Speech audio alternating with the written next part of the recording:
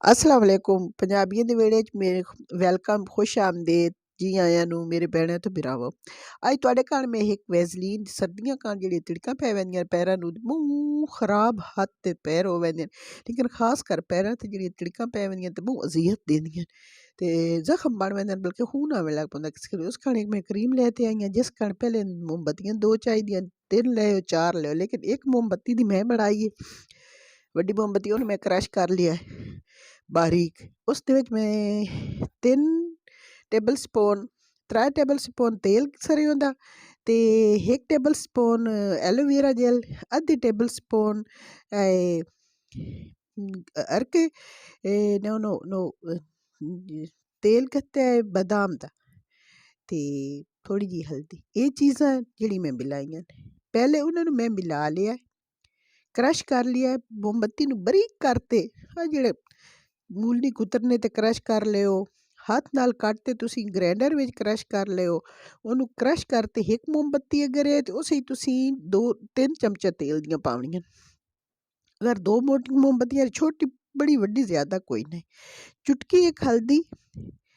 3 table spoon 3 चमचा सरयों दे तेल दियां अद्धी चमची बादाम रोगन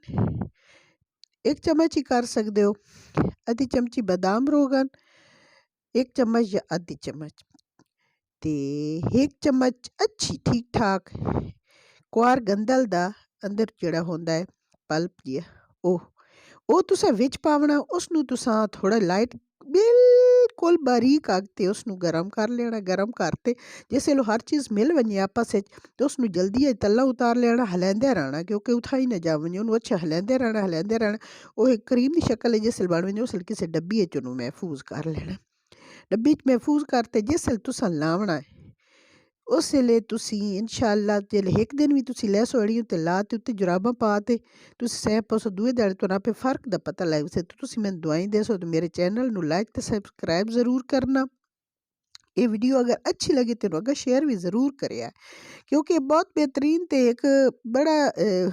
अच्छा फ़ायदेमंद नुस्खा है वेख लो तुसी इहनूं लाइट बिल्कुल लाइट अग ते या तुसी डबल बॉयलर च कर सकदे भी थल्ले पानी दे विच कोई बर्तन रख ते उसे सारियां चीज़ां मिला ते तुसी उस च इन्हां नूं मिला सकदे हो इन्हूं जेल्लै मेल्ट हो वञे मोम बिल्कुल पानिया को बण वञे उस च इन्हां चीज़ां नूं बड़ी अच्छी तरह मिला ते